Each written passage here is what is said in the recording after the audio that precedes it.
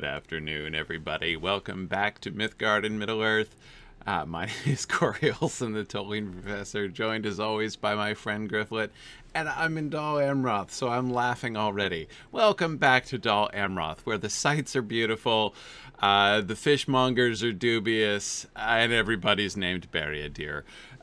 So I saw, Kendall, I'm still laughing at your suggestion that there should be a Twitch command where everybody in the chat gets renamed Barry-a-deer, which I think is a great idea. So Gryfflet came up here to where the really remarkably coordinated and well choreographed guardsmen of Dol Amroth were rehearsing last week, but they're out of sync this week. He was hoping to pick up some dance techniques, but it's a little harder today. They're sort of out of sorts today, so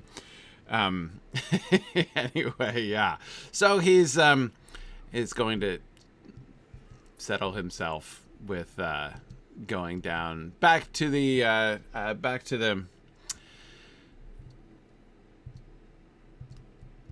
fountain here. See if we encounter any more insidious rumors about the Corsairs maybe coming to attack. We just because I can't abide that kind of talk here in Dol Amroth. We just we just can't handle it. We just can't handle it.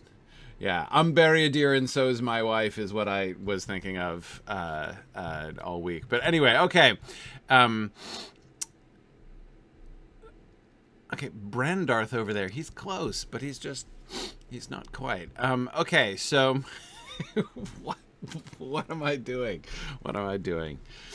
I love Dol Amroth more than anywhere else. Okay.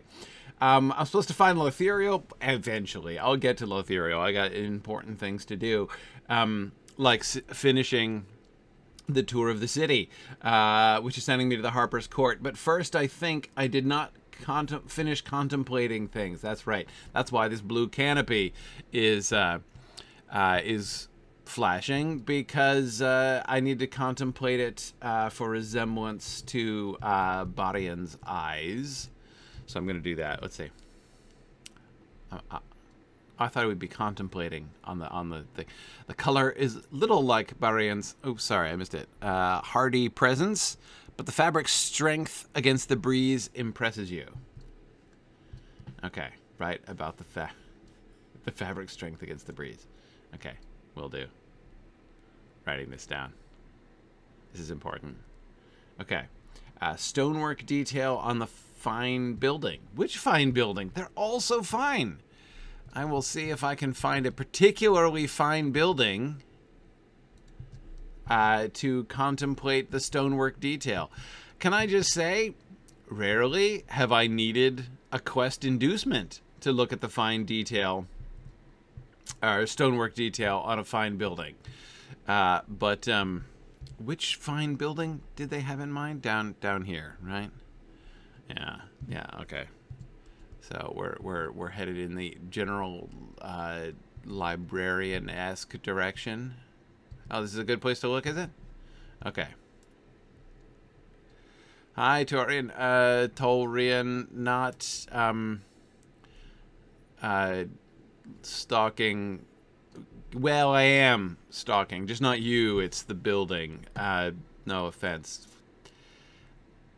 This is not going well. Okay, perhaps it was because Barian stood amongst the stonemasons, but the fair stonework reminds you of her style of beauty. Okay, all right, yeah.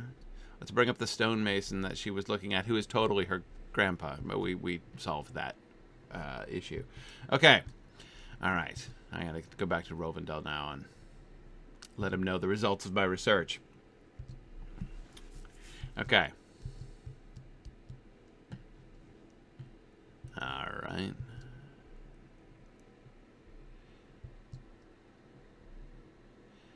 I think our poet friend's over here. Yeah, I'm pretty sure that's it. Okay.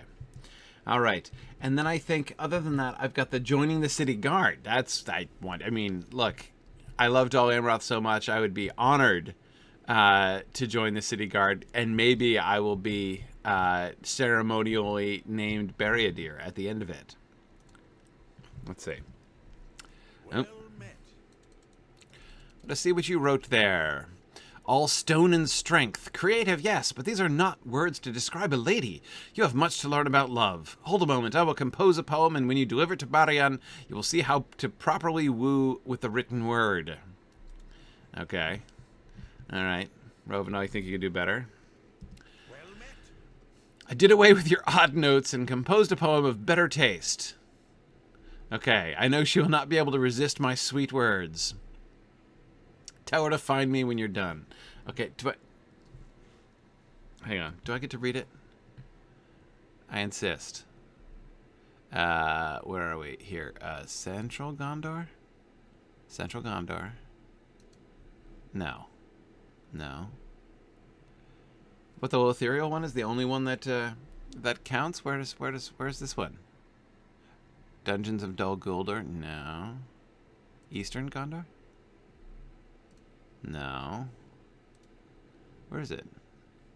Farinorian? No, I got all these vector quests, but oh no. Farinorian, Oldenorian. Boy, name a section of Gondor. I got a vector quest to it.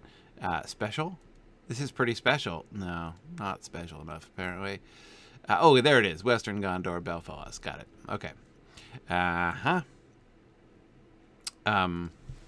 And this is the one sending me to Tarling's Crown. I think I'd need to be accompanied by a couple Barriadirs to do that one, though. Okay. Okay.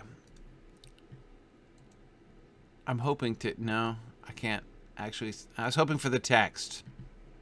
Well, maybe I'll get to... Maybe I'll do a dramatic reading when I get there. We'll see. Really want to read the poem.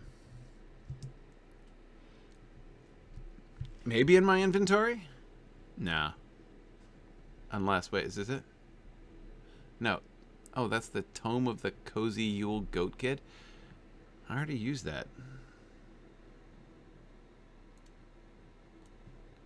I think I'm done with that. Oh, I can't get rid of it. Whatever. Okay. No, that's just not the same. Bari and I present to you the Tome of the Cozy Yule Goat Kid. Okay, you're still watching over Grandpa over there? You're a good girl, Barian. Gondor needs your aid. I'm trying to get Master Lyganed's attention. I know, right? It's like... You apologetically hand Barian the poem written for her, and she reads it with a scowl. Oh, I don't get the text. That's okay. I don't have time for this nonsense. I'm trying to get an apprenticeship, but Master Lyganed won't even see me. He says he has too many worthless apprentices already. I want to show him my work, but I cannot haul it up the stairs. Well, fortunately, Gryfflet has been known to carry, like, an entire monolithic statue of Elendil in his inventory, so he can help. I want to show him my work, but I cannot haul it up the stairs. My work is down in the scholar's quarter, if only I could lift it. No time for silly poems, but strives to gain an apprenticeship. Okay. All right. Supposing two hobbits carried it together. There you go. Oh, they'd have to have it on a line. Okay, so where are we going? We're going to True Artistry. Okay. Oh, right. So we go down by the poet and bang a right. Oh, look at that. I didn't even know this was over here. Okay. Oh, what's happening over here? Oh, they're not corpses. Okay, it's just children. Not corpses of children. I hasten to add. Okay, just lounging children. Because that's how we deal with, you know, the siege by our enemies. Oh.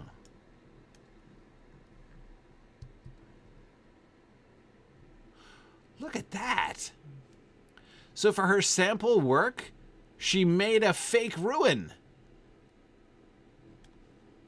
Look at that. It's all like crumbled at the edges, right? She made a block of masonry which looks like a ruin from an older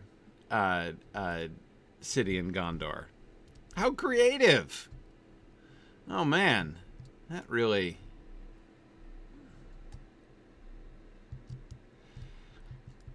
It really has a lot of possibilities, doesn't it? Okay, no problem. Look at this.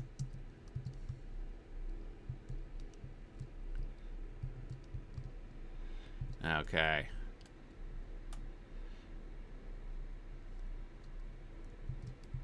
Practical assistance for the lady. Yeah. Oh, I'm not supposed to give it to her? I'm supposed to give it to Grandpa? Okay. Hey, Grandpa. Oof. Okay. What do you think? I greet you, friend. Ah, that girl Barian who comes to me every day. Did her father do this? He was a great stonemason. You explain that this is Barian's own work, and Lignan stares at you incredulously. I confess that I had no idea she was so advanced in her artistry. I have never had a young lady as an apprentice before, but I can see that she has what it takes. She may even become a master someday. All right. She lacks only, apparently, the studly upper body strength of Gryfflet, I guess. He has accepted you. That's right. This is wonderful. Truly wonderful. I cannot wait to start. Thank you so much for your help. I did not know if he would even like the stone, but getting it to him has been such a great hassle. I know it, but fortunately, you have a delivery boy now. Well, congratulations. Now I got to go let the poet down easily.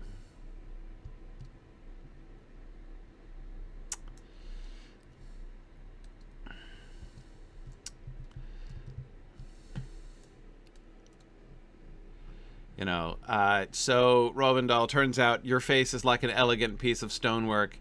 Would have been just the route to go here. What do you mean, not interested? You mean she would rather dirty herself with rocks and dust than accept my courtship? I do not understand. You decided it is best to leave this poet to ponder the state of the world on his own, rather than try to explain to him that he has thoroughly misjudged the character of the woman he claims to love. I think we've all learned some lessons here today. That is fantastic. Okay, Rovendal, best of luck becoming not a git. And, oh, look, another courtyard. What's over here? It goes both directions. Look at that. Oh. Oh, look, it's the food court. That's what that means, right? Food court sign?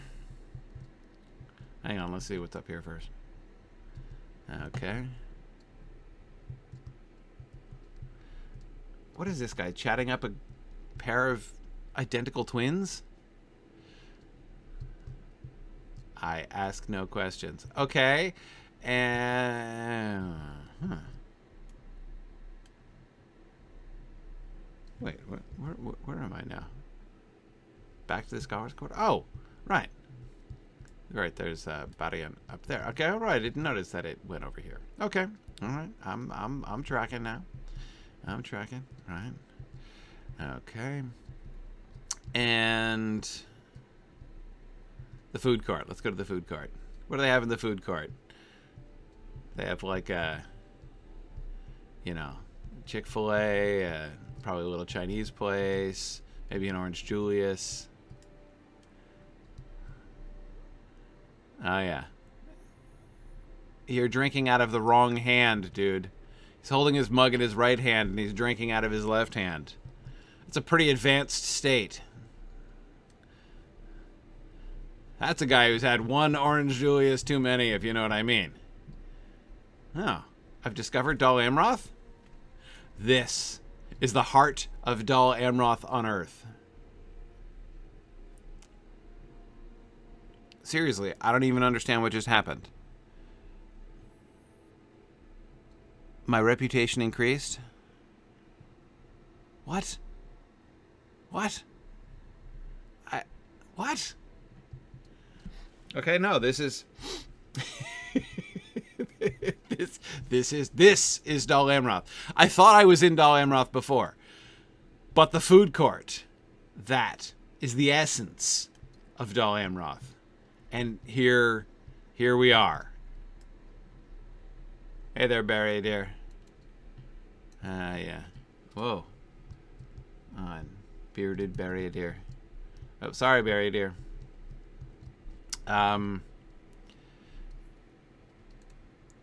It's probably a sign of the bar saying, you know, no service unless you're named Bereadir.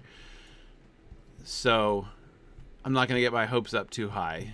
Hang on a second. Was something glowing? Oh, no, that was the torches. Okay. I thought I saw a, like, glowy thing I was supposed to click on. I won't mention the looming Corsairs. Besides which, Kendall, we don't encourage that kind of rumor-mongering around here in Dol Amroth, right? I mean, come on. You can't just go around talking about the attack of Corsairs on the unfounded basis of, like, being able to see their ships plainly from a range of about 20 yards in the harbor. Exactly, JJ. This is the heart of Dol Amroth. Dol Amrothdom on Earth. That's it. That's it. Yes, we serve everybody here. Bereadir, Bereaudur, yeah, everybody. Okay. Well, maybe Gryfflet will return to the food court, to the heart of Dol Amrothdom on Earth, when he has proved himself worthy of the name Bereadir. But that is not yet. Kendall says, I have a reservation for a Bereadir. Oh my. Okay, so I am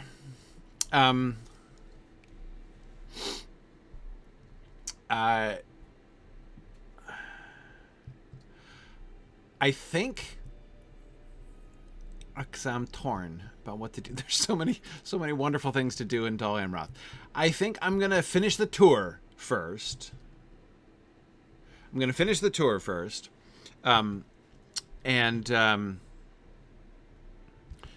my tour is supposed to take me to the Harpers Court next.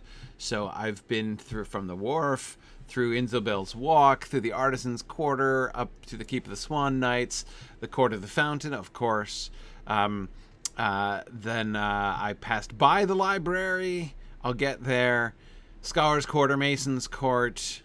Look at that. The food court is not even on here. And now over to the Harpers Court, and then up to the Court of the Prince. Okay. So I'll finish the tour so that I know where everything is here. Uh-oh. You're going to give me a roving thrust quest? Whoa.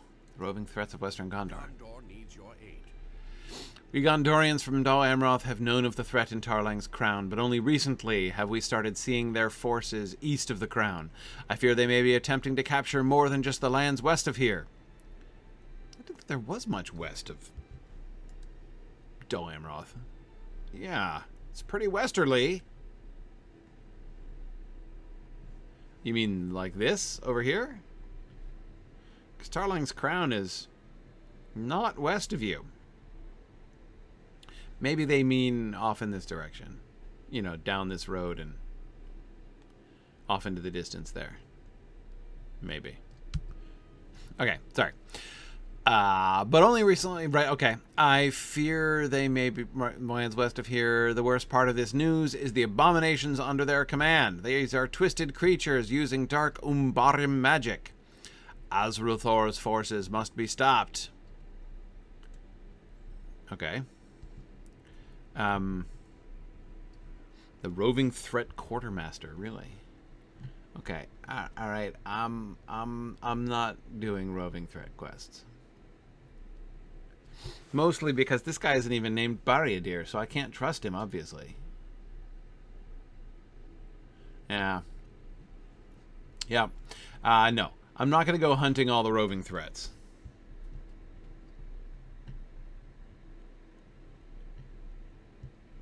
Okay.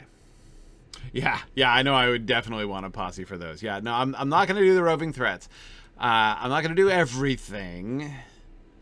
I'm just going to do all of the wonderfully Dol Amrothian things. Okay, right, I am headed in the right direction. Here we go to the Harpers Court. Oh, look, it's the milestone is a charming fountain. Oh, look at that. I'm going to use the milestone because I will always want to return to Dol Amroth. Okay. I've milestoned. I was really kind of hoping, you know how the old milestones, like the flame flares when you bind with it? I was hoping that, like, we'd get an energetic fountain of water, you know, like a little splash of water or something, but no. It's okay. Okay, let's see.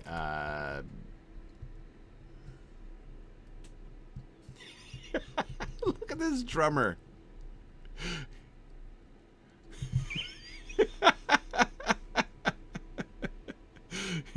We got, the harpist is strumming fast. The drummer's like, boom, boom. He's the least enthusiastic drummer I've ever seen.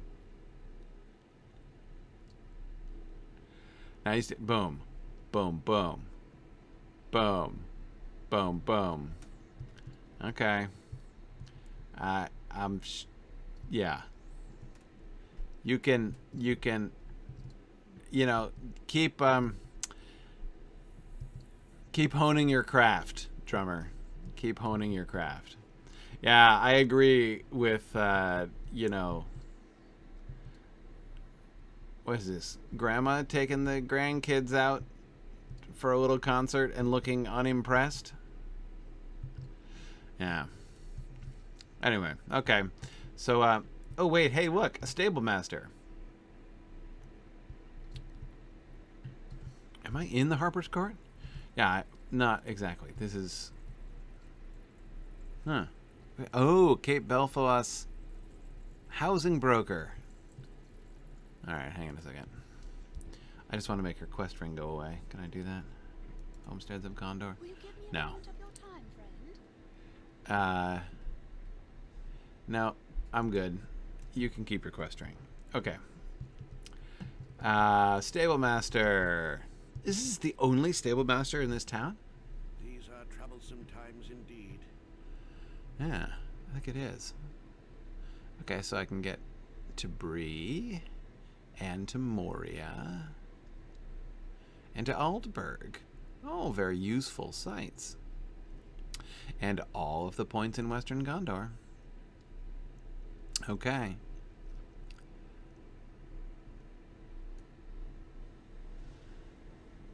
And to Dale?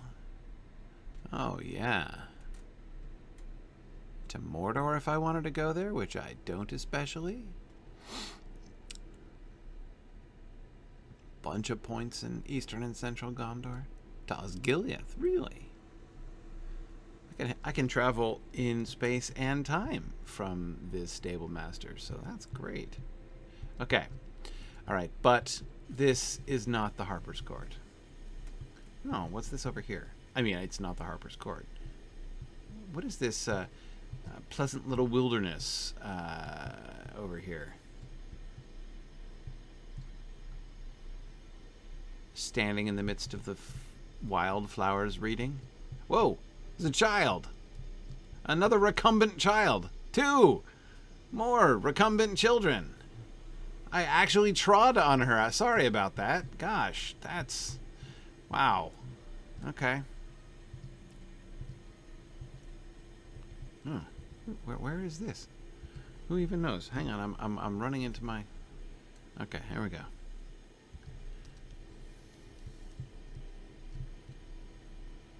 Okay.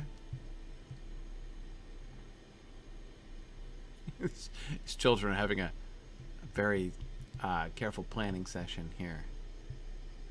All right. Don't think she's buying it, kid. Okay.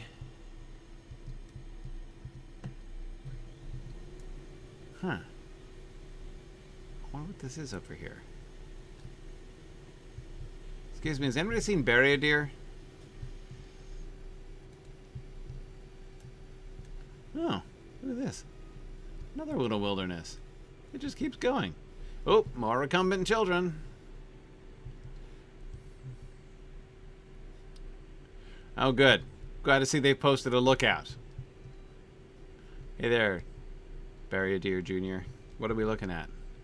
What direction are we looking? We're look. Huh? Oh, is this hang on. Okay. Ah, Tolfenos. That's what that is, eh? It's the island. I'm taller than you, kid. Just saying. Okay.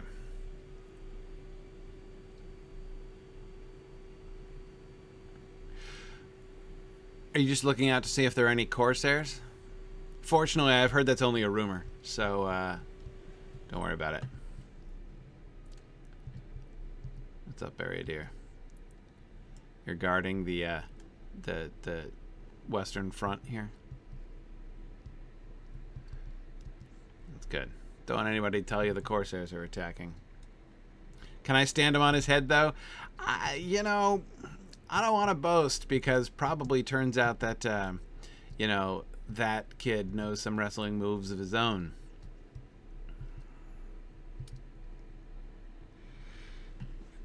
Okay.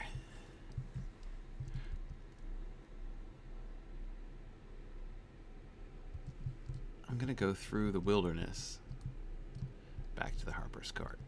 Or back to, I haven't even been to it once. Okay. More.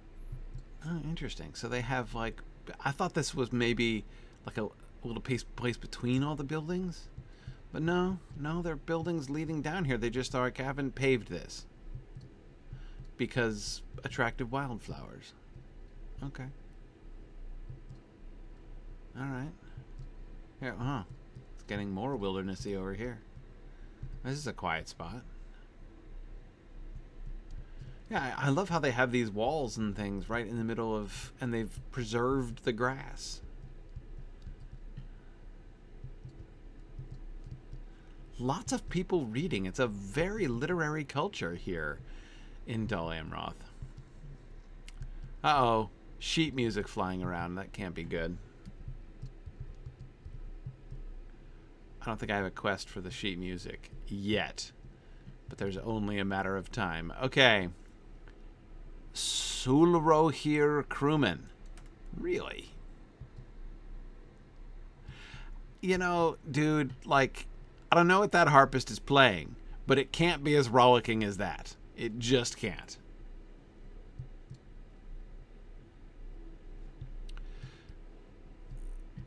Yeah, look at this woman. She's like, I don't know which she disapproves of more. What that guy is saying or the dancing of the guy behind him. Okay. Yeah, she's trying to read, dude. Leave her alone. Okay. And more children. Hey, don't kick your sister. Okay. More Sora here. Crewmen and floating sheet music, which gives me an ominous foreboding of a quest to come. Is this the townsperson with a quest? Is this guy bothering you? What news do you bring, traveler? This is the finest place for a concert in all the world. Musicians come here to practice too, so there's always music upon the air. Ha! I see what you did there. Music upon the air. Oh, but how I love a sweet melody. Oh, this is the tour quest. I'm like, what? This is next. And she's sending me to speak to Lothíriel. Okay, speak with Lothíriel is my next quest, and then my city tour is done. But first, Torthal, did you lose your sheet music? Are you the one who is very attractive harp, by the way? Love your harp. The harps don't normally look like that, do they? No, this guy's got a different harp.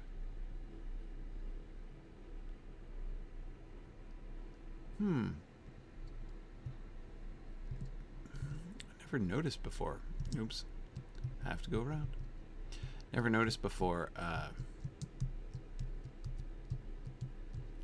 lovely the harps are. Okay, so it's quite similar, but the colors are different. You can see the design, the circular design better here. The sort of Celtic knotwork, sort of rose window design.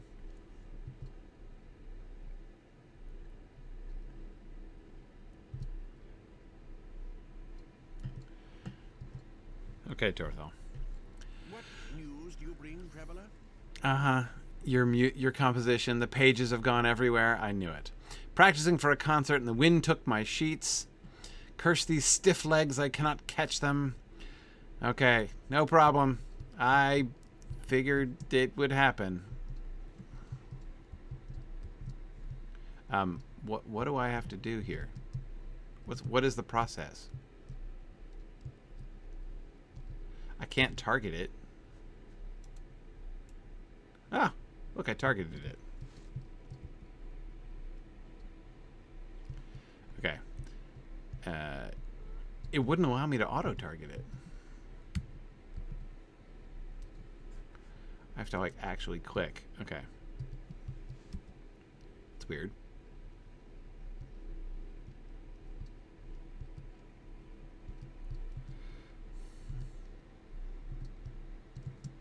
Yeah, no, but I have target an object keyed, but the key is, it's not working. The key. Ooh, there we go. All right, there we go. All right, collecting music. Here we go. So I just have to get it with the mouse. Haha. Gotcha. Okay, that's 4. Oh, here's the other 2. All right.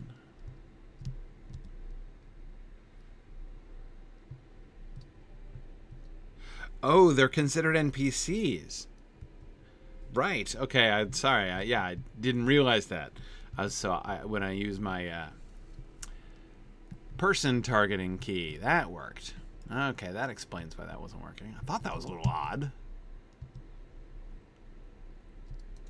Okay. Got it. F10 should work. You PC people. F10. As if that's a thing. Okay. Thank you. Now I can practice more. This show must go on. Maybe you need a very slow and inept drummer? Because I know where you can find one. Okay, well, good. I'm glad I have helped to protect the city of Dol Amroth by enabling the harp concert to continue and to proceed as scheduled, and we shall not be deterred. It is how we show our defiance against the enemies of Gondor, by continuing our musical recitals in their defiance. Okay, so I guess I said I was going to finish the tour, so I'm not going to just blow off Lothíriel forever on principle. So, but I need to, I need to loop back around. I'll go to the palace. Looking forward to seeing where Imrahil lives anyway. Okay, so this must be the entrance, yeah? Yeah, this is the entrance. Okay, so right across from the entrance to the Scholars' Quarter. Okay. Oh, yeah. Okay, flanked by 2 of those weird sword-carrying wizard statues. It's like a thing around here. Really interesting. See if there are any more up there. No. Kendall, it's possible that the Corsairs who are absolutely not looming in the harbor are just here for the concert. It's possible.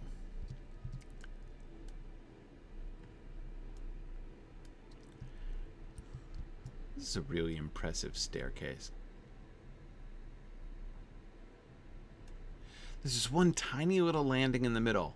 So, like, if you start falling down the stairs, you've got, like, one chance to catch yourself before you end up all the way down at the bottom. I mean, seriously, this is like a canyon. All right. Hey there, Barry dear. All right, the court of the prince, where there are people reading, of course, and playing the harp. Ooh, gardens. Oh, how lovely. Okay, we've got ladies reading, and we've got swans in a large fountain.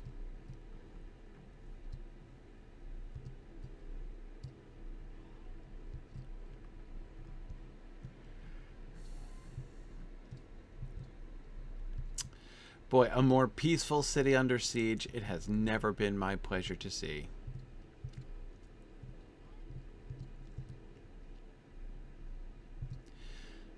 Don't let them disrupt your way of life. That's what I say.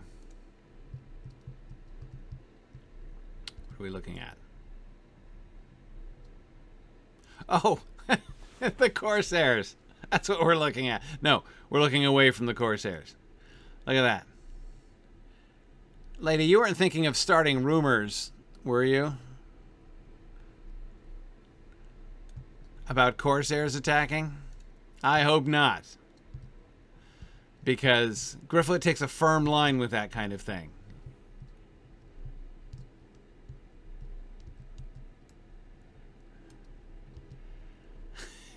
Okay. Alright. So, wait, where am I again? Oh, look at this. He's got these lovely grounds.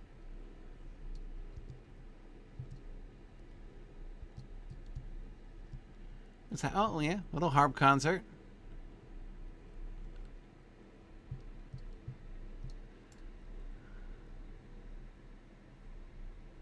Oh, it's the Harpers Court down there. Oh, man, the guy gonna let his pages get loose again. Okay, hey, you guys have chosen a nice place to have your concert by the wall. Beautiful view, and you can't even see the attacking army from here. So your peacefulness will be utterly undisturbed.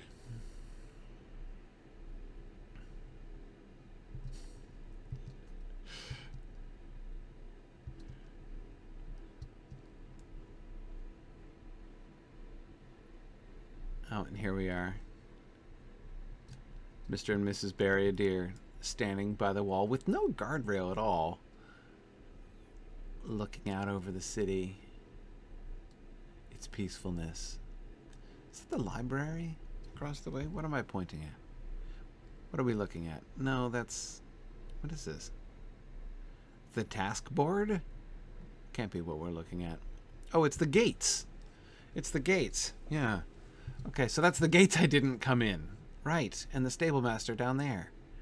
Right, okay. So we're standing here watching the gates.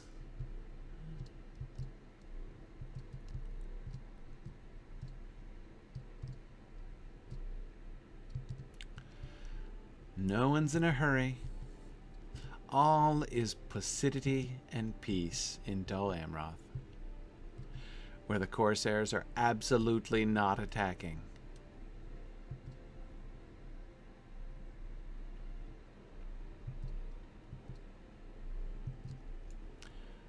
Oh, I thought it was like a poetry recital, but no. We're strumming a slow guitar. This guy's grooving it.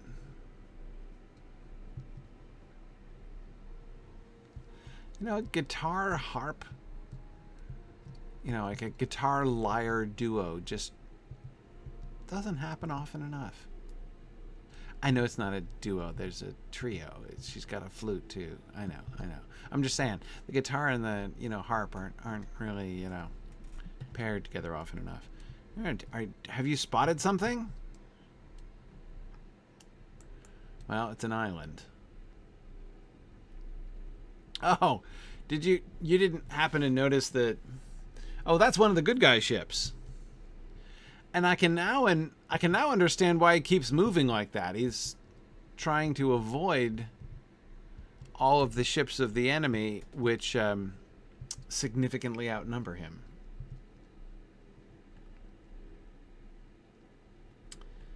Okay.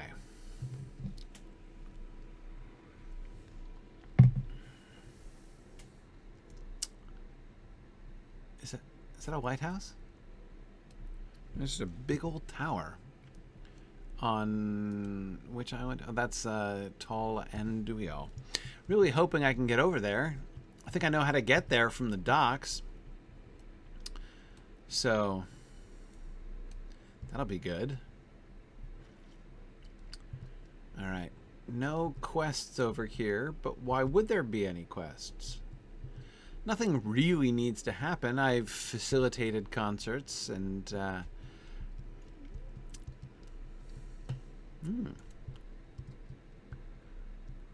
Hi, are you Beriadir or Beriadur? Great Hall of the Prince. Let's do it.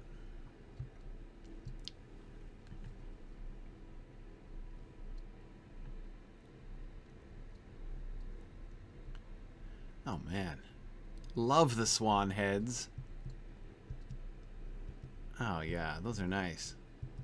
Except they kind of look like,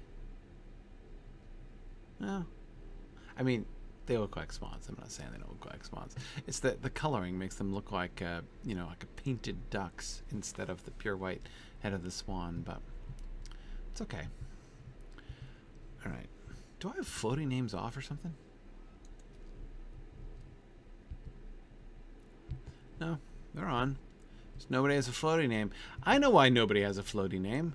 Nobody has a floating name because we know they're all named Beriadir anyway. Look at it. Look at it. You come into the court of the great prince and there's, or the great court of the prince. Great hall of the prince. Here we go. And there's like buffets on the side tables all the way down. Okay, now first the food and now the drinks. What a hospitable place this is. It's kind of busy and more of those wizard pointy ear, like weird, because they're not even ears. They're just like horns sticking out. Bizarrely. I don't get those at all. Still don't get them after all these years. And we're lounging. And we're chatting.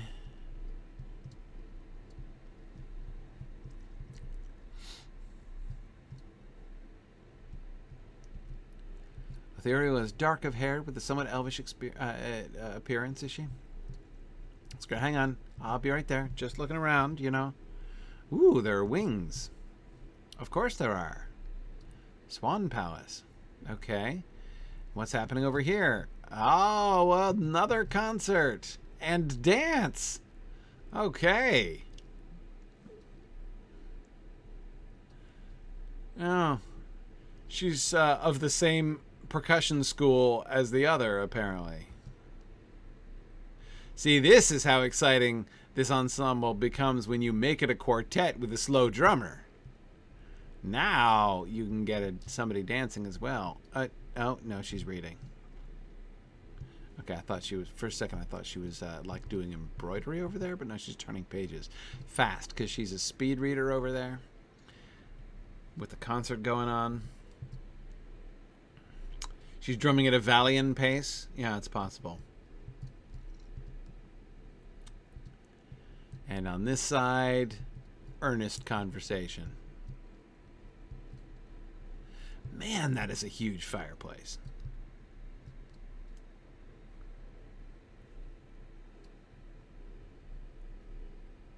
Yikes. I have like a couple whole trees burning in that fireplace.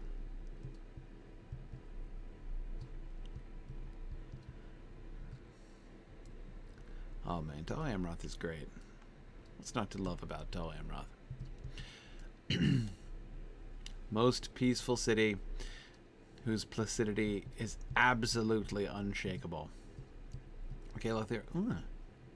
Hang on a second. What's up here? This looks fun. Oh. No. Can't get up here. This is a private fountain court? Can't even see it, huh? Other gate closed too, I assume. What's the point of having a private? I love how the whole wall fountain behind. Look at the detail on that swan ship banner.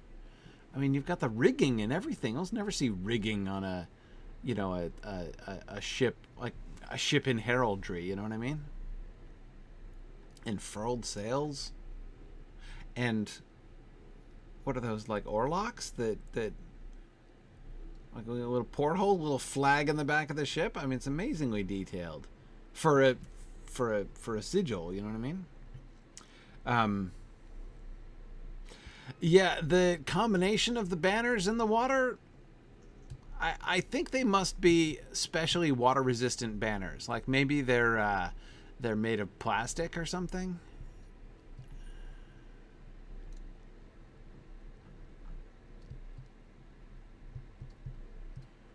Hi there, Lothíriel. Who are those two guys? They're not. It's not Barry Adair. No, wrong button. Okay. Oh, I got all kinds of things to talk to you about. First, my vector quest. Stop at the town of Ethring in the Ringlow Vale and tell them what is happening. Good to see me again. Thank you for coming to my aid once more. I'm totally meeting you for the first time. I grew concerned for the lands to the east, the lands of the Ringlow Vale, Doran Arnil, and Lebanon. Word has spread of war come to the shores of the east, and what folk remain behind are now beset by foes. I would ask that you travel through Lamadan to the Ringlow Vale. There you will find the settlement of Ethring, and I am certain the people there would benefit much from your presence. Okay.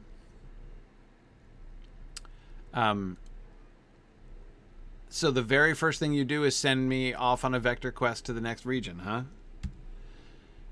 I'm not so easily got rid of as all that. Welcome, honored guest. That's a little better. Did you enjoy your tour of our fair city? It is a beautiful and peaceful place, full of art, music, and bustling markets. I know, peaceful and beautiful. You are... I completely agree. Alas for the war that threatens us all. Seriously, you can get yourself yelled at for that kind of talk here, Lothíriel. I fear that we will lose our way of life, and if my father Imrahil cannot help Denethor uphold Minas Tirith against... Oh, you're worried about what will happen if war threatens us remotely, right? You're not talking about like any Corsairs or anything like that. It's okay. Ooh. And she gives me a pair of trousers. How intimate, unexpectedly. And in my size too. Hang on, where's my new pair of trousers?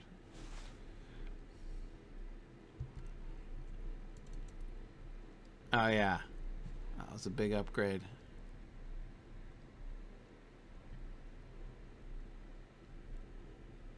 Yeah, massive trouser upgrade there.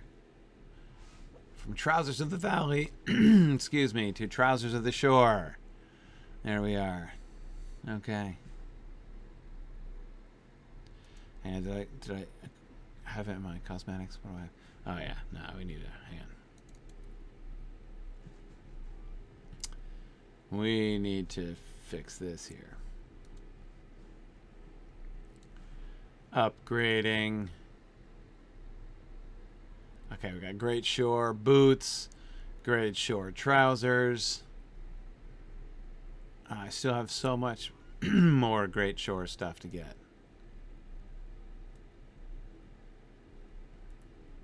Okay, all right.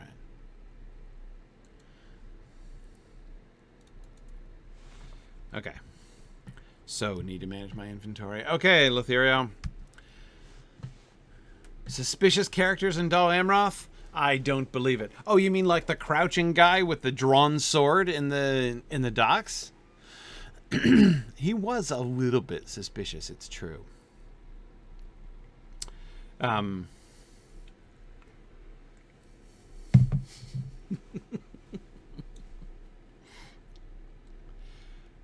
Okay.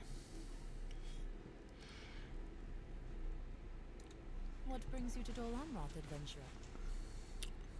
Surely there is danger to be found everywhere, and you seem a long way from home. Lothíriel's face brightens considerably when you reveal that your message comes from Dorthanath. She is one of my closest friends, and I have treasured our conversations. Recently, she had some wise counsel to provide about a delicate matter, but we need not speak of that. What message does she have for me now, friend of my friend?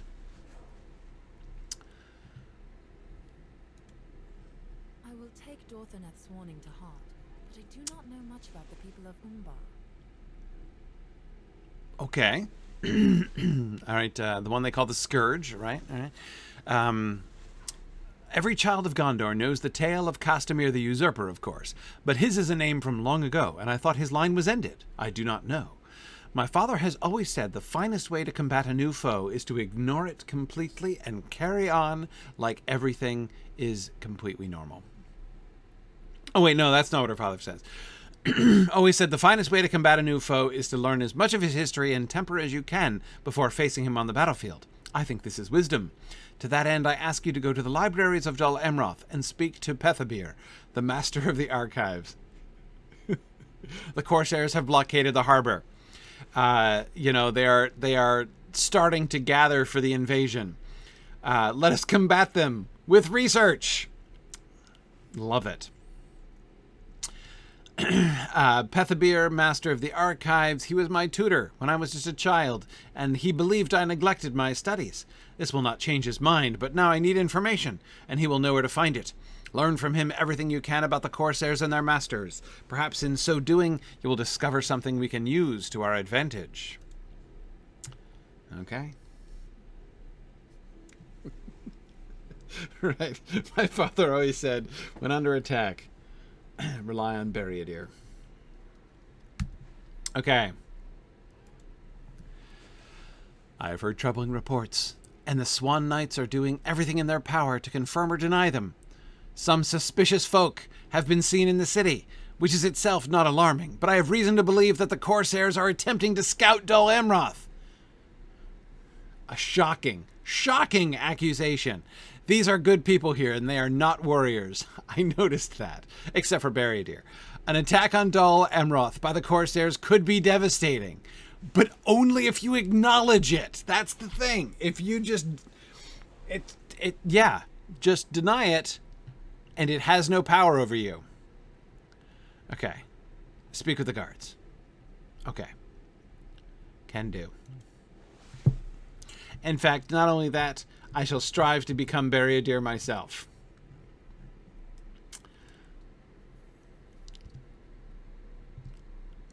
All right. This is exciting. Okay, so now, hang on. Let's put things in order here. All right. I'm going to disable the Tarling's Crown quest because I'm not going to do that, at least for a while, for sure. Nor am I going to hair off to central Gondor when there is so much left undone in Dol Amroth.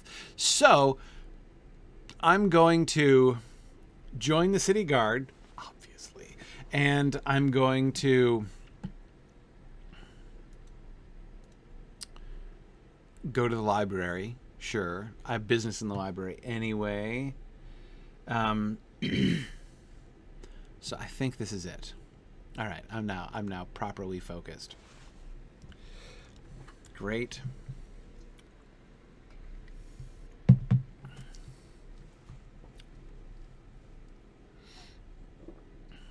I think that going to the library is part of joining the guard.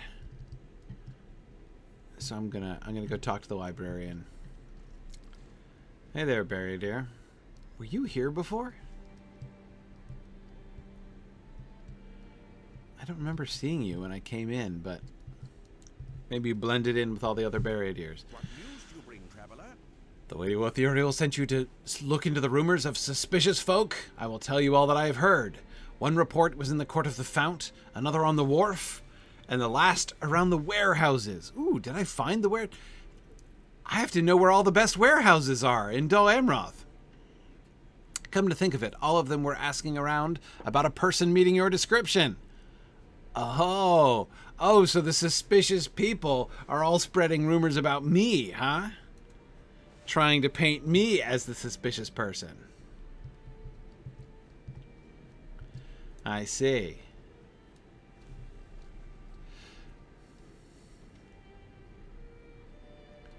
Well, we'll see what Barry-Deer has to say about that. There are a couple tiny little landings here. Whoo! All right. Where to first? Let's see, that quest ring over there is Mr. Roving Threat. This is the entrance to the library. Okay, hang on. Let me go talk to the other librarian. Hey, Barry-Deer. Where are the warehouses? Did I miss the warehouses, or did I see them and not realize they were warehouses?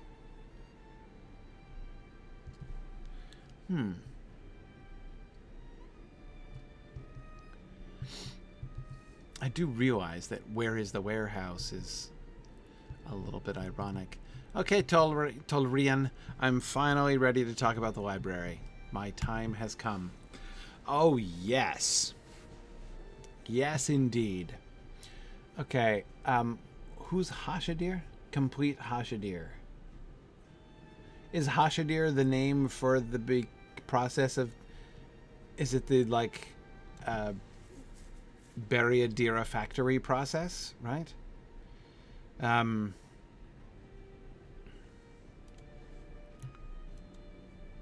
Oh, I must have earned Lotro points for... Oh, that was for discovering the true Dol Amroth. Yeah. See, I wouldn't have discovered Dol Amroth if I hadn't gone to the food court.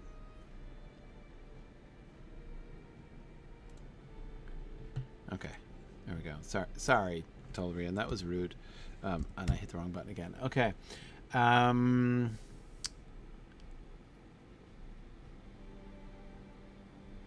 What does the word Hashadir mean? So, you're a guard, Tolrian.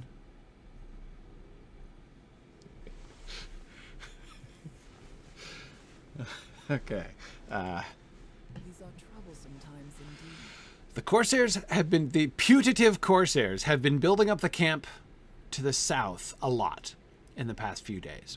New tents have sprung up, campfires, lots of basic amenities, a new food court to make life a more pleasant experience. So we're striking against the quality of life of the Corsairs. What we object to is not the fact that they might invade the city. What we object to is them having a pleasant time while they're doing it. Lots of basic amenities to make life a more pleasant experience. I think we should cause them some pain and discomfort and make their lives a little more miserable. I agree. Because if there's one thing, if there's one thing we don't like, it's a happy invader. Right? Forget about it. Okay. Good. Yes. How could I not accept that that quest? Okay.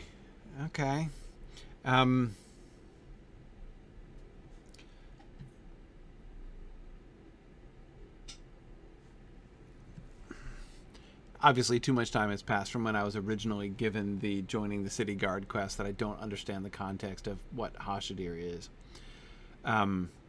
But despite the fact that you're labeled library, you're not giving me library quests. So I'll tell you what. Tolrian. Hang on a second.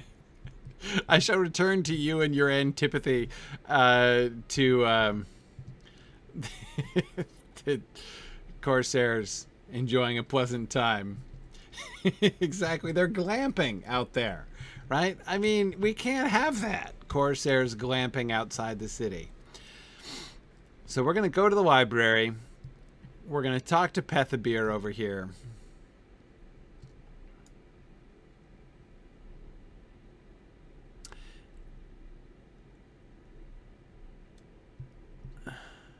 Pethabir, this place is beautiful. Love the, like, branching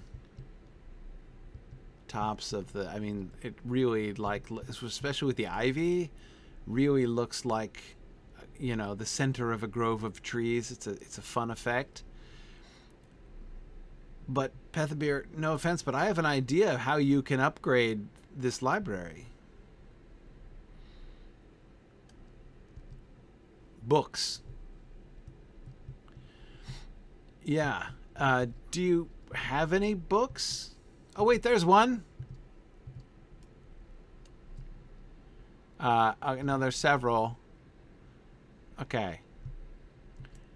There's a handful of books here and a handful of books over there. Oh, here are the books. Okay, okay. Yeah, he just has a Kindle with the library's entire collection in it. Okay. All right. Ooh. Little tapestry room. With the classic swan tapestry, which of course you'd find.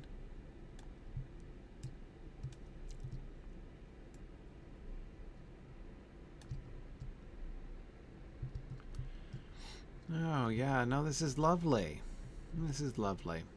Okay, I see where you keep... This is very sensible, because the open-air courtyard, I mean, I was thinking the same thing, that an open-air library... Yeah.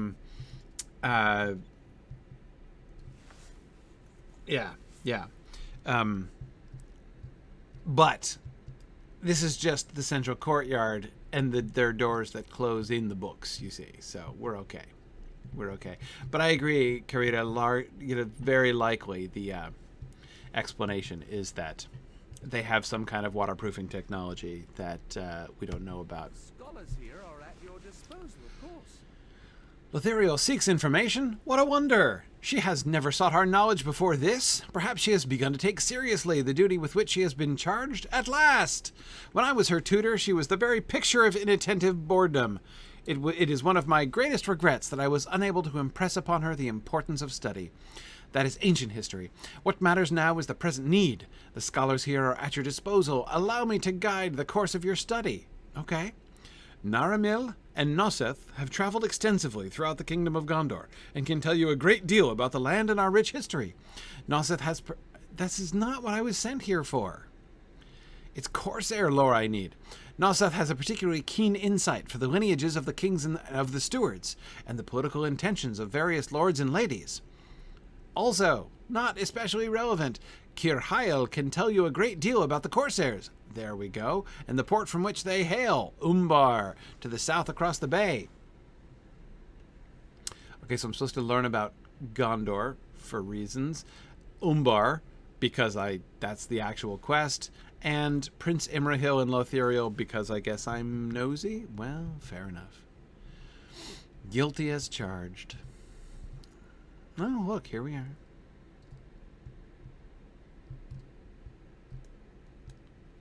Yeah, I know, Credo. Like, maybe you should look in the mirror there, right? With, like, if your pupil's that bored. Okay. Nice little tapestried reading nook with one chair. Okay. Yeah, see, this is,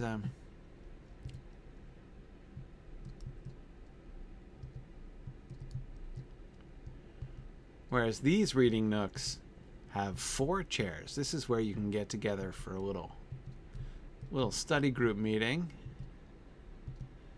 These library nooks.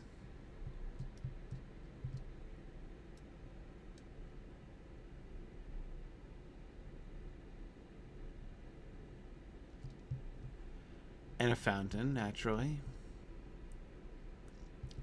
Oh, wait a second.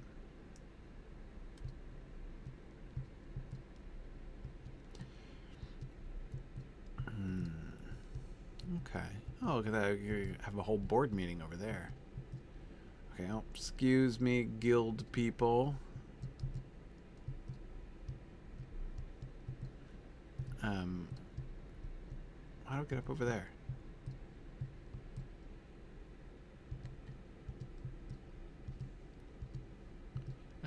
Is there an entrance? Maybe it's over here. Oh, here we go. All right, Kirhael. You're the one who will tell me about Umbar. Great. See, look at that. Beeline to the actual quest fulfillment. Let's see it. Ooh. I love extra dialogue.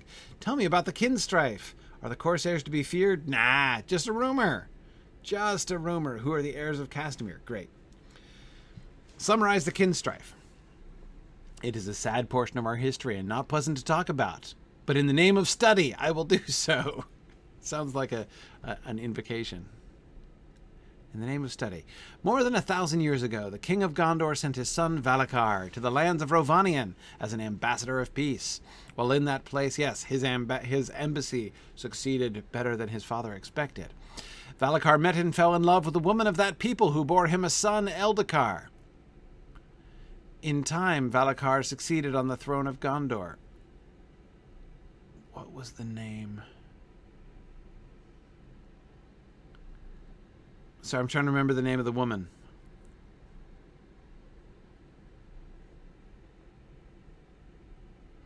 I can't remember. Somebody remind me, what was the name of Valakar's queen? I'm blanking. One of those wonderful Gothic names. Okay, tensions began to grow in the southern reaches of the kingdom. What would happen when Valakar died and his son came to the throne? Eldakar did not possess purely Númenórean blood, but a lesser proportion due to his northern mother. Eldakar did not sit on the throne for long. Vidumavi! Thank you. Thank you. Vidumavi. Yes. Yes.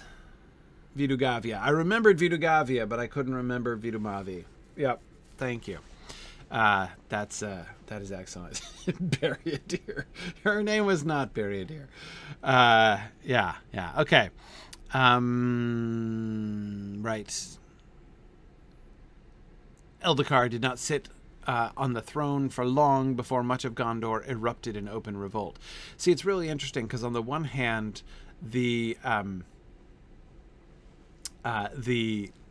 animus against Eldakar, like the concern about Eldakar within Gondor, which led to the kinstrife, was like fundamentally racist in a sense, right? Like he's not pure Númenórean. I mean, it's very elitist, right? Like, you know, his Númenórean blood is impure, and so therefore, you know, we think it's going to be bad. But of course, I mean, there were practical reasons for this. It would mean that his life would be shorter. But of course, and it's interesting that those who are, there's a kind of tension here between, on the one hand, the reverence for their Númenórean roots is a good thing, generally, right? So you would think that those who are like adhering most closely to the Númenórean traditions might have been the good guys in this exchange. But it's pretty clear that those who turn against the king, Eldakar, on the ground that, you know, he had a mother from the Northmen, are plainly in the wrong, and they're the ones who are going to become the bad guys of this whole story. So it's an interesting moment in which the logic of the plot is not in favor of the preservation of the past, and even of a kind of racial purity. It's an anti-racial purity move there, which again, for the Númenórean peoples here, like for the Númenórean traditions among their rulers that they had, is kind of a big deal. The trepidation about Eldakar is understandable in some ways from the Gondorian perspective. And yet again, they're clearly in the wrong, those who are who rise up against Eldakar. A relative from a distant branch of the family line seized the throne, Castamere the usurper. The men of Gondor fought among themselves. They were dark and bloody days. Castamere was slain when, after 10 years, Eldakar returned at the head of an army. Castamere's sons fled to Umbar, where they became the first of the Corsairs. That's right. Okay. Are the Corsairs to be feared? The Corsairs of Umbar have harried our coastline for many years. Fortunately, that's all in the distant past. But the fighting force of Gondor has always been sufficient to drive them away. It may be different now, for our current strategy is merely to ignore them. And our attention must be split between the Corsair raiders from the south and the shadow that moves toward Minas Tirith from the east. Yes, there are rumors about that too. I do not think any true heirs of Castamere still live. That was long ago, and the soldiers of Gondor could conceive of no mercy for the sons of Castamere. I am certain they were all slain. I am troubled by this title, however, for it means that whoever is using it knows how to manipulate the Corsairs. Evoking the name of Castamere in this way is a highly effective means of mobilizing the enemies of Gondor. There is more behind this increase in Corsair activity than there has been in the past. These heirs of Castamere may not be heirs in truth, but certainly they intend to continue the legacy of trouble he began so long ago. Yes, they're like spiritual heirs of Castamere, right? Across the Bay of Belfalas, the harbor of Umbar provides the mooring for many ships. And a mighty fortress was built there. It was an important port for the Númenóreans, but when strife split the loyalties of that people, Umbar became a contested land. And so the cycle of life continues, right? It remains so throughout history, at times taken by Gondor and at others by Black Númenóreans and their Haradrim allies. One of the most devastating losses of Umbar occurred following the Kinstrife, one of Gondor's darkest periods. The sons of Castamere the Usurper, chief architect of the Kinstrife, escaped from Gondor and named themselves Corsairs of Umbar. Castamere's sons were all slain, but their legacy remains. The Corsairs have caused much hardship along the coastline over the years. Well, now we will certainly have an edge in combat, armed with that knowledge. Okay, let's see. Where am I going? I think...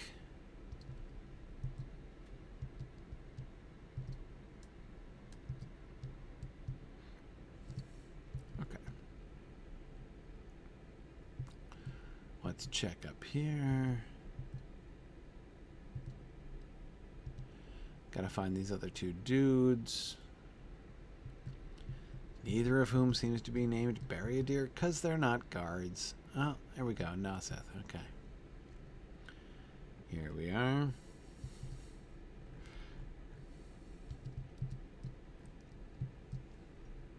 I like that sort of quilted pattern there, Noseth.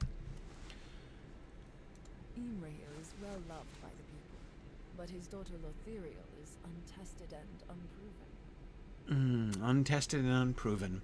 Lord Imrahil is the Prince of Dol Amroth, and he is the wise ruler of the city and its surrounding lands. He has gone to Minas Tirith with many soldiers, but he has left some of his Swan Knights to serve his daughter Lothíriel, who now rules the city during his absence. And then we get the bit about his daughter being untested and unproven. Númenórean tradition allows women to rule, but not all folk in Gondor remember such things. I have heard some dissatisfaction that she was chosen to rule the city while her father was away. But Lothíriel is loyal and complies with her father's wishes, despite her young age and a tendency towards recklessness. Oh dear. She recently disagreed with an arrangement of marriage, but it is my understanding that she will go through with the proposed match about that, despite her feelings, or the feelings of a great many of her people. Some things are not meant to be, and I fear there will be a reckoning for it. Okay, wait. So there was a match made between her and, I think it's not been revealed yet, right? But she has some betrothed or other, and she wasn't into it, but she's going to go through with it, despite her feelings or the feelings of a great many of her people. So people of Dol Amroth don't want this marriage. That's interesting. What reckoning? Some things are not meant to be. Huh. Interesting.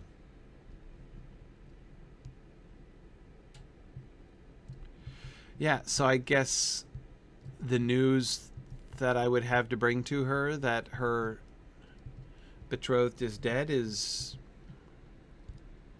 not as completely bad news as I would have expected it to be. Okay, no quest rings on this map.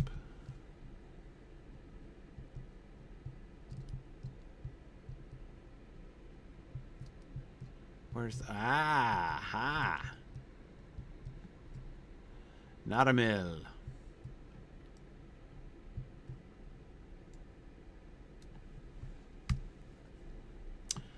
Okay. I will tell you what I can about our kingdom. Right, the good news is that Éomer is still single. Exactly. I will tell you what time allows about our kingdom, but that is a rich history, and there is much of which I might speak. Yeah, I know, right? The kingdom was first established in the wake of disaster. The land of Númenor fell beneath the waves. Boy, we are going way back. Only fast ships could save the household of Elendil and bring them to these shores. High King Elendil's sons ruled the kingdom together, but when the dark power returned to Middle-earth, Elendil and his sons Isildur and Anarion were slain. Boy, we are getting the overview. The line continued by way of Anarion's son through many years, until Eärnur, the last king of Gondor, disappeared into Minas Morgul and was never seen again. Until he was, if you know what I mean. I met him, King Eärnur, Naramil. Yeah, true story. Bet a historian of Gondor would be interested to know that. For more than 900 years, rule of the kingdom has passed down through the hereditary line of the ruling stewards, charged with maintaining the peace and welfare of Gondor until the line of kings is restored. Until the line of kings is restored. Said very few of the stewards, in fact. I didn't say he was in good shape, Drowsnake. I just said I met him, so. For more than 900 years. Did she have other questions? I didn't think she had other questions. Did I miss him? I must have missed him. Okay. Anyway, rule of the kingdom is passed into the ruling stewards, right? King is restored. Few believe that can ever happen. Any claimant would need to prove an unbroken bloodline, a task that seems insurmountable to this poor scholar. Boy, do you have a lot of surprises coming to you. Okay, I can. All right, here we go. Okay, all right, other questions. Geography, stewards. Oh, in the match. Great. Okay, yeah. There's a great variety in the lands of Gondor, from the wooded slopes of Blackroot Vale to the coastal cliffs of Belfalas. Many folk till the fields of Lamadan and work the fertile grounds through which flow the 5 streams. Yes. Further to the east in Lebanon. I can't wait. The land of Anarion lies beyond the White Mountains, and at their eastern foot stands Minas Tirith, greatest city of Gondor and tower of guard, from which the dark lands to the east are watched. Prince Imrahil has gone there with many hundreds of his finest warriors. For war is certain to be joined in the coming weeks. If that is so, war will come first to Ithilien, lands beyond the river Anduin, on the very border of the Black Land. I like the snarky little end comments you get on all of those things. Most likely. Okay, what can you tell me about the stewards? Yeah. Ever since the line of kings came to an end with the disappearance of Eärnur, Gondor has been ruled by the hereditary line of disgruntled stewards. Not really disgruntled, but not really gruntled either.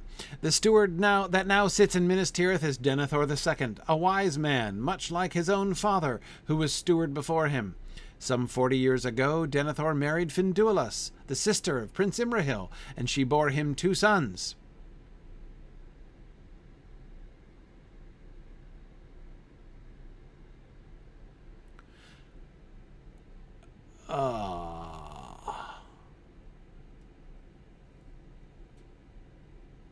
Sister. Huh. Does it say that?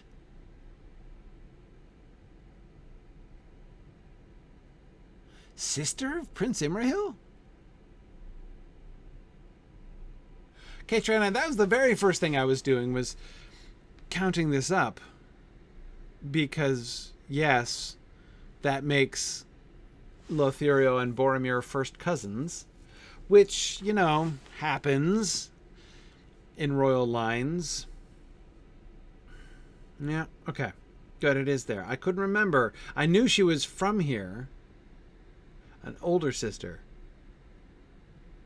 Much older.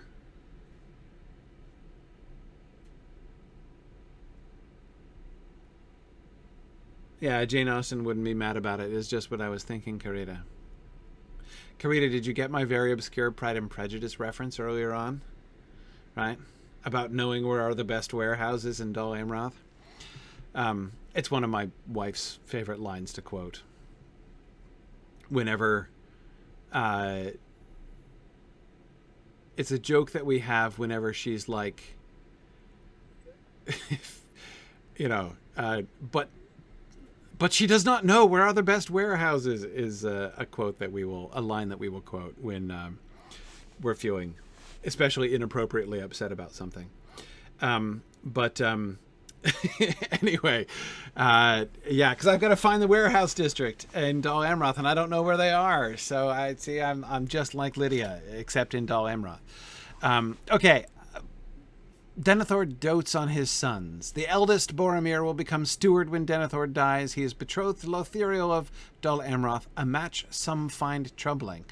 Tell me more. Tell me more. It is not my place to speak of it. Perhaps Noseth will wish to tell you more. But she didn't tell me more. Well, she just said it was troubling. Oh well. Denethor dotes on at least one of his sons. Yes, Denethor's doting is somewhat unevenly distributed. Yeah. Yeah.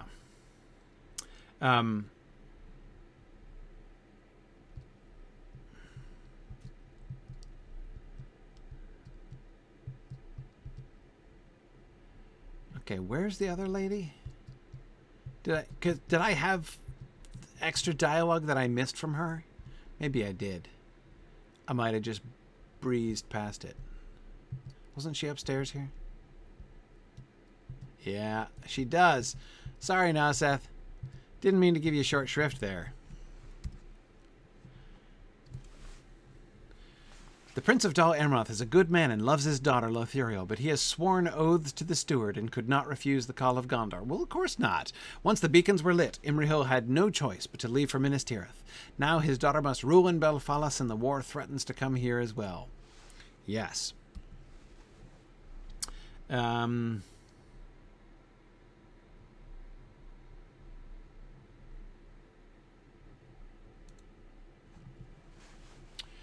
Okay.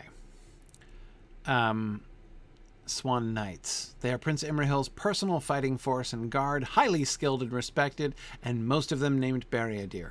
Most of the Swan Knights departed from Minas Tirith with the prince, but he commanded some to remain behind in Dol Amroth to protect Lothíriel.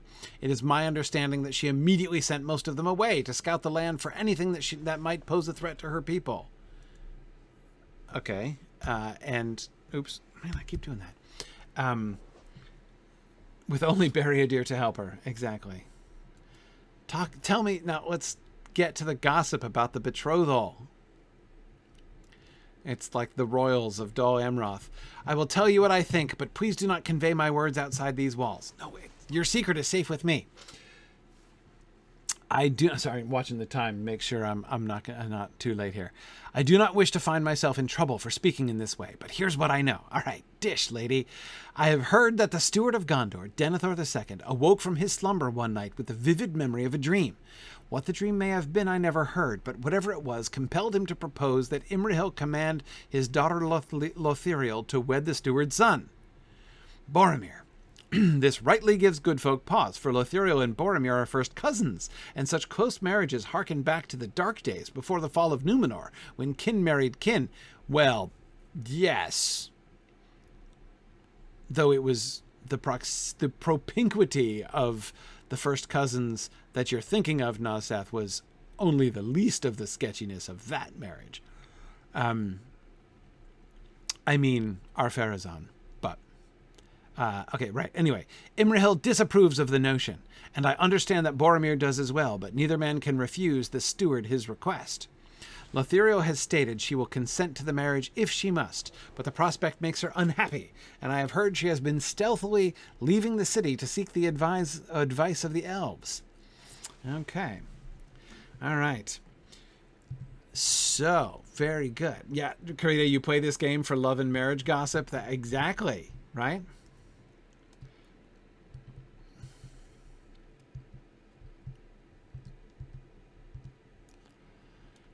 Okay. Well, That was illuminating. I feel that we have learned much that will shape our strategy against the Corsairs, if we need strategy against the Corsairs. I think so far the benign neglect approach is working pretty well. I see that Noseth spoke to you of Lothíriel's betrothal. I should have counseled restraint. Oops, my gossiping was detected. None are happy about this match, save Denethor, as he is the ruling steward, there are none willing to speak against his wishes. All I know of is that if he had a dream of some sort that convinced him of the rightness of the match, but I do not know what it could have been. You decide to tell the earnest archivist that you know Boromir will never wed Lothíriel, but the young ruler of the city should be told the fate of her intended. Yeah, let's not start that rumor here, shall we? Yep, don't worry about this. Yes, the wedding's off. I'm here to announce. Okay. Great. So that's really, we came here for, strategy, but we stayed for the gossip. The steward will never see me again if you do not marry Boromir, and I will never see you again if you do. Yeah. Kendall, that is adapted from possibly my favorite line in all of Pride and Prejudice. Yeah, it truly is a good news, bad news situation. Why don't I talk to Lothíriel? I'm talking to Lothíriel first in case she's... Because if I'm going out to the Corsair camps, I want to make sure I have all the quests in one spot for that. Yes. Good news is you don't have to marry your cousin. The bad news is your cousin is dead. Yeah. Really challenging to see how to convey this. Why does the king have his eyes closed in that statue? Do they all have their eyes closed? It's a really weird look for a statue. Excuse me, Barry, dear.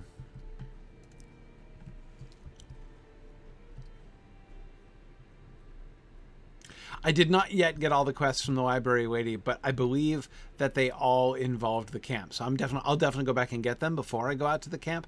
I just wanted to see if Lothíriel was going to point me in a Corsair camp-wise direction first before I went out there. Okay, Lothíriel, do I get to break the news to you yet? You have returned. Why do you appear so sorrowful? What is wrong? Have you learned anything that will help us defend against the attacks of Umbar? No, I come with talk about your love life. There is no easy way to give such tidings as you have of Boromir, but you do the best you can, and tell Lothíriel that he fell in battle protecting those who could not protect themselves. Her face betrays a confused mixture of emotion, as well it might. I do not know what to say. Boromir was a good man. He always had my love and my respect, and I would have married him for Gondor. His father, the steward, dreamed of the triumph of the kingdom, and in the dream I was a garlanded queen in Minas Tirith, beneath a fair and golden sun. My father, too, had a similar dream. He dreamt I was in a high place, wearing a golden crown. I think there might be more than one interpretation of this dream. Lothíriel wipes at the dampness in her eyes with the back of her sleeve. I mourn for my cousin, Gryfflet, and for Gondor. I was unhappy with the marriage match, but now that he is gone, I am sad for his passing, glad that he attained glory, and angry for my relief. I do not know how I feel. I know, it's like a lot. It's a lot. While my father is away, I must rule in Dol Amroth. I do not have time when it come to terms with this loss. I will grieve another time and reconcile my feelings then, for now I must be strong. By the set of her jaw, you see that Lothíriel is resolved, and the strength of her father is in her. I sent forth the Swan Knights for two purposes. One is to say that I am immensely fond of them all. Oh, no, wait, sorry, wrong purposes. One was the purpose of a ruler, to ensure the safety of her people, by sending away all of its protectors. No, I get you. You're thinking ahead. It's forward thinking. The other purpose was that of a rebellious child acting out against the wishes of her father in the only way she could. That purpose I regret. You were acting out by sending them away? Oh, because he left them here to protect you. I see. Now is the time for the Swan Knights to return to Dol Amroth. For I have... Oh, I met one. What's his name? Rovalong. Good old Rovalong. He was a Swan Knight that you sent out, I think. For I will have need of them if they are to survive the menace of Umbar and these heirs of Castamere. Putative menace of Umbar. Rumored menace of Umbar. There's no confirmation yet, Lothíriel.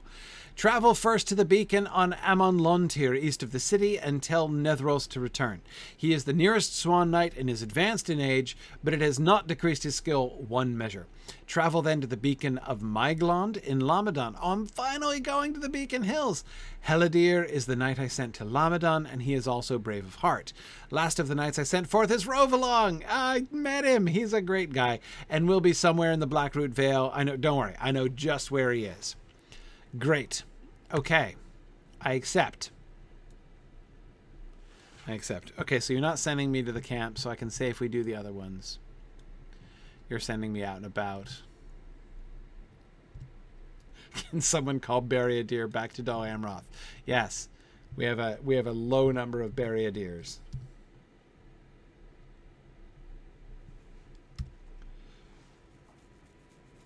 Okay, so now Edith, this is an excellent question. What time is it? Late. Okay, getting late. Edith says, she wouldn't have worn a crown as Boromir's wife anyway, would she, unless Denethor had aspirations above his station? Yeah, okay, exactly. This is what is so interesting about it.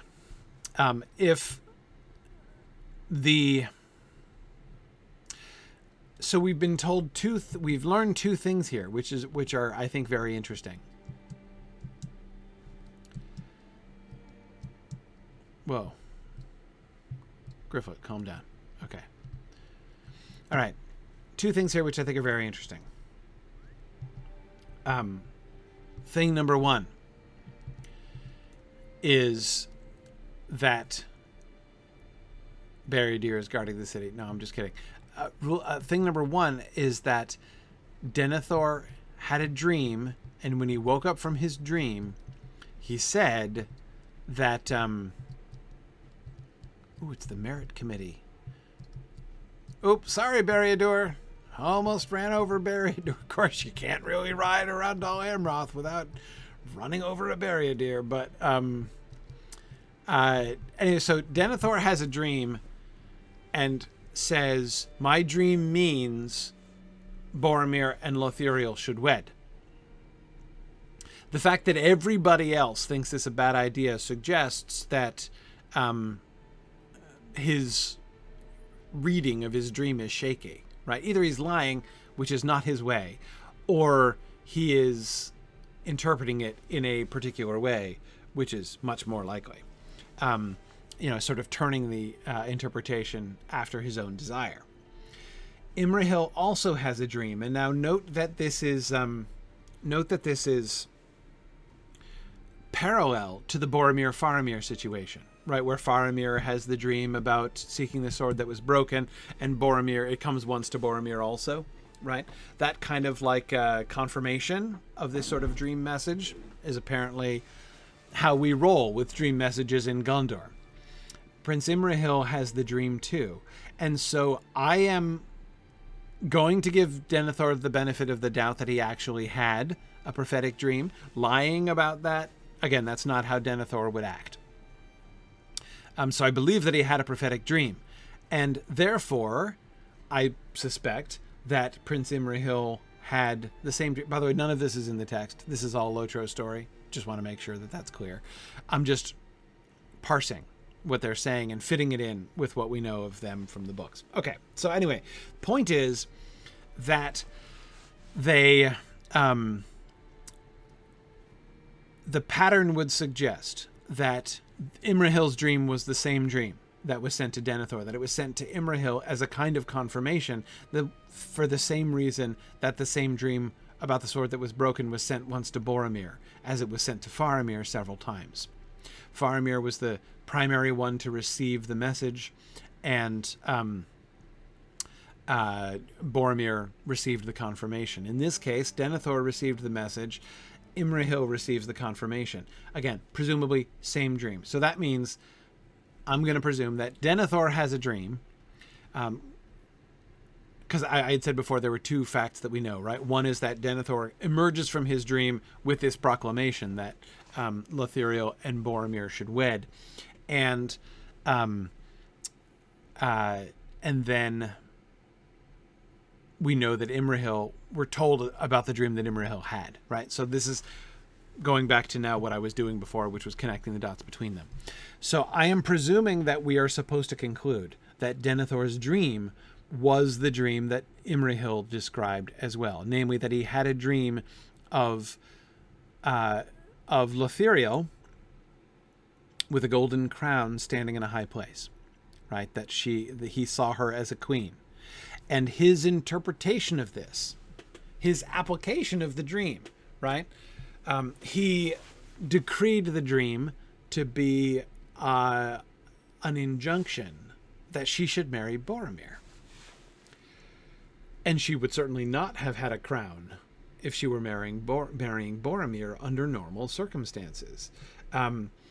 So, yes,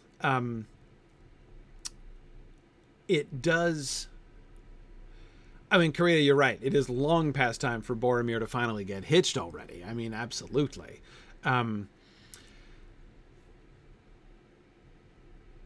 But this plainly would seem to suggest that Denethor has aspirations at the crown for Boromir, right? On behalf of Boromir. That he thinks it's time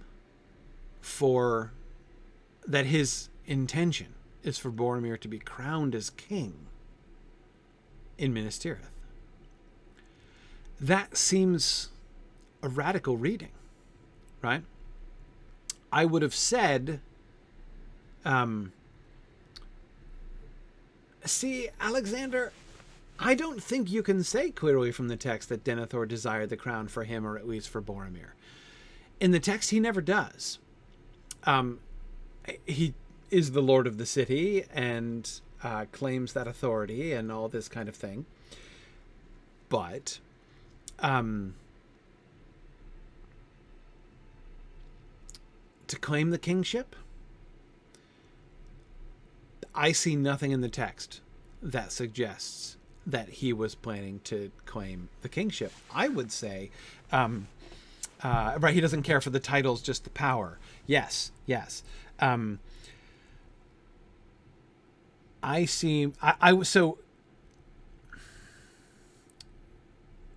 6 months ago, I would have said that was a bold reading by the Lotro developers, right? For them to weave into the Lotro epic plotline the idea that Denethor is scheming actually to elevate Boromir to the kingship, to break with centuries-old tradition in Gondor and see Boromir named not steward but king of Gondor. Remember Faramir's comment about how when Boromir was a child, he says, how many generations does it take to make a steward a king? So it's really interesting in light of that, isn't it? Again, in 6 months ago, I would have said it was a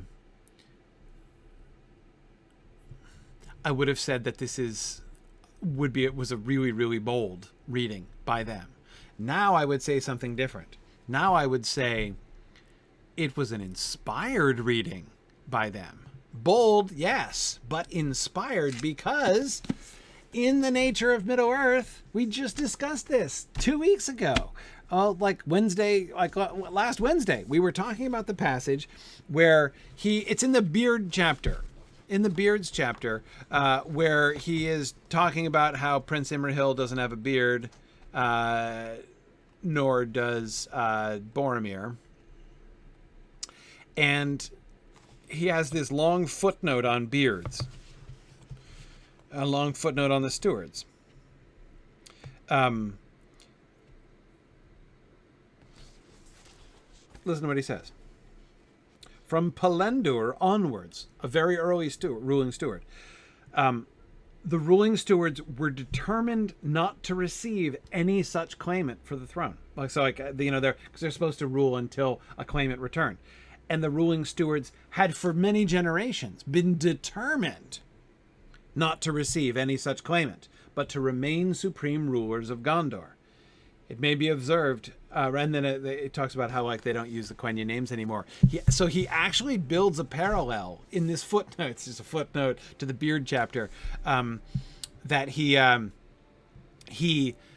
Tolkien actually suggests a parallel between the ruling steward line and the end of the line of Numenor itself, when they stopped taking Quenya names as kings. And went away from their old allegiance to the Eldar. So he suggests a parallel between the loyalty of the stewards to the king and the loyalty of the Numenorians to their allegiance with the Eldar and the Valar, right? And suggests that Denethor is the last of a long line of stewards who have long since not only ceased to hope for the return of the king, but actively planning against the return of the king, who will refuse to receive any claimant, who have active hostility towards anybody who would come and claim the kingship. They are not going to surrender power in Minas Tirith. And again, this was published years after the Lotro developers wrote this plotline. They nailed it. Now again, he doesn't say explicitly, so I shouldn't say they nailed it exactly. It doesn't say that he's planning to make Boromir king, right? Instead, it seems that what they plan to do is just what we see Denethor doing, retaining as you were saying. Who was it who was saying this about the power but not the title? Tomas, yeah, exactly as you were saying, Tomas. He is going to retain the power. He doesn't care about the title as long as he can retain the power.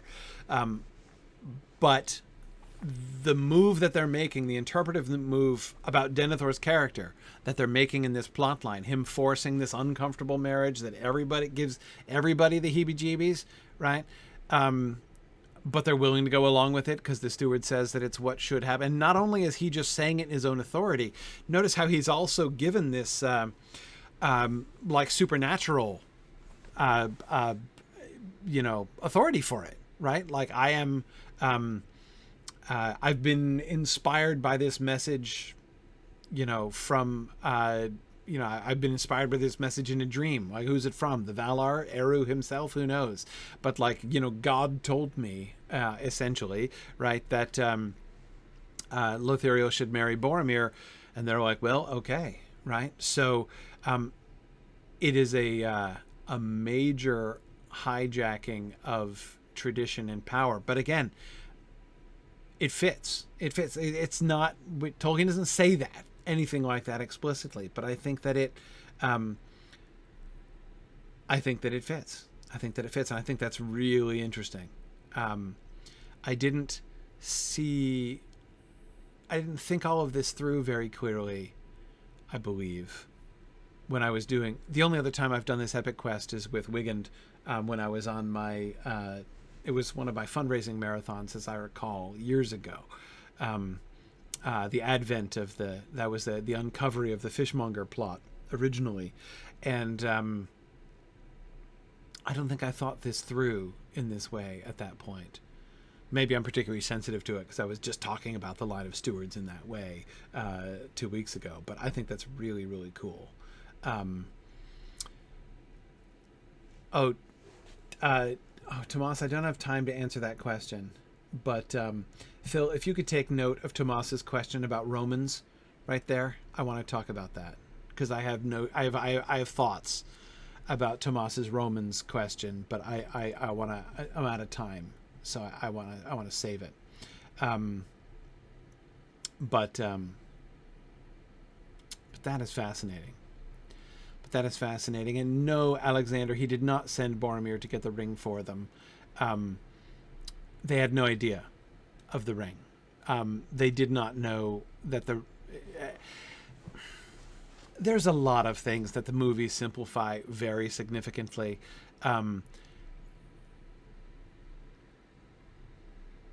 The idea that Denethor heard in Minas Tirith that the Ring of Power, that Elrond it was calling a council to figure out what to do with the Ring of Power. Like, the way that they cut through it in there, it's wrong in so many ways.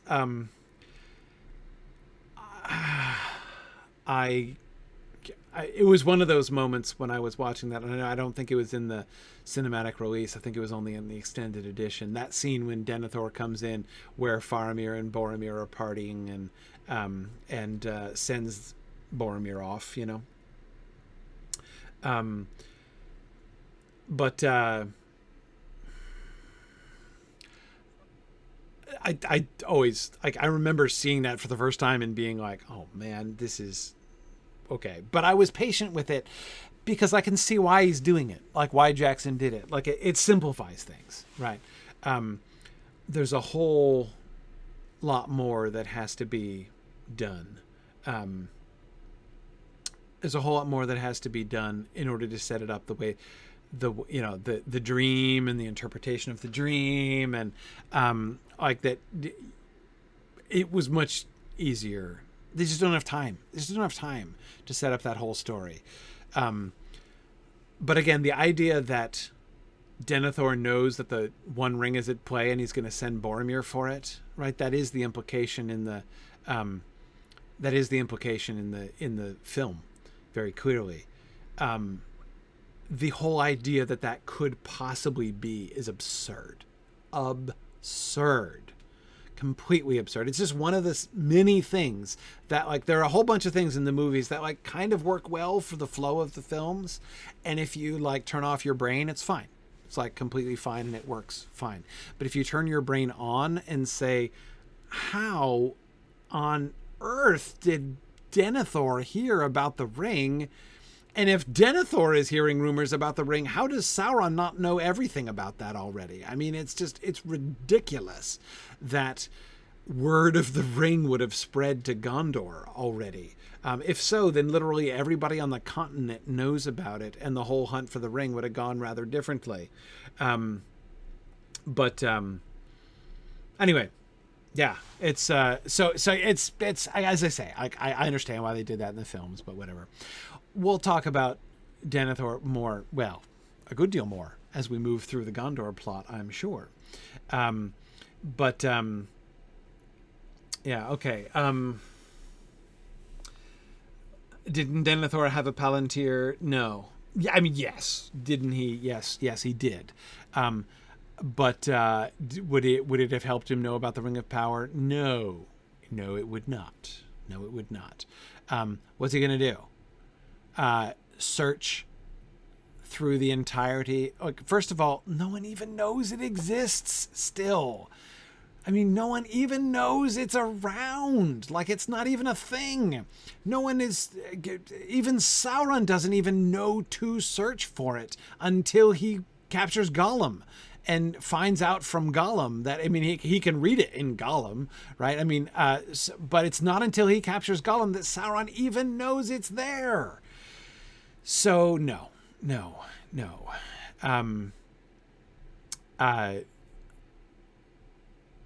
Yes. Anyway, so, and then, but let's assume that Denethor knew that the Ring of Power was in play, which there's no reason that he would know, right? Remember, Boromir doesn't even know that Isildur took the ring, right? So, I mean, he has no idea what happens to the ring. So it's not just like, what happened to the ring after the Battle of the Gladden Fields? In Gondor, they don't even know that the ring was lost at the Battle of the Gladden Fields. They don't even know that, because they don't even know that Isildur took it. So yeah, like, anyway, but again, let's assume that which we know to be contrary to fact in 4 different ways, that Denethor knew that the Ring of Power was in play anywhere, right? Then what does he do? take the Palantir and search inside every town in the entire world? No. He'd have to search inside every house. No. He'd have to search inside every person's pockets in the world, right? Before he came across the one hobbit who happened to carry it in his waistcoat pocket, meaning Bilbo, or his trouser pockets, meaning Frodo, right? How's he going to find that with the Palantir, right? Even assuming he were looking in the Shire for whatever reason, right? Even assuming he were looking in the first place. So like utterly impossible. Anyway, but thanks. Glad you could join us, Alexander. Glad that you could come back and have some fun with us and enjoy playing Lothar again. Anyway, so I do have to go. I got to run here in this entrenched in this lore debate here. Tolarian, the quasi-librarian, being pseudo-librarian, really. She's not a librarian. She just plays one among the Barriadiers, I guess.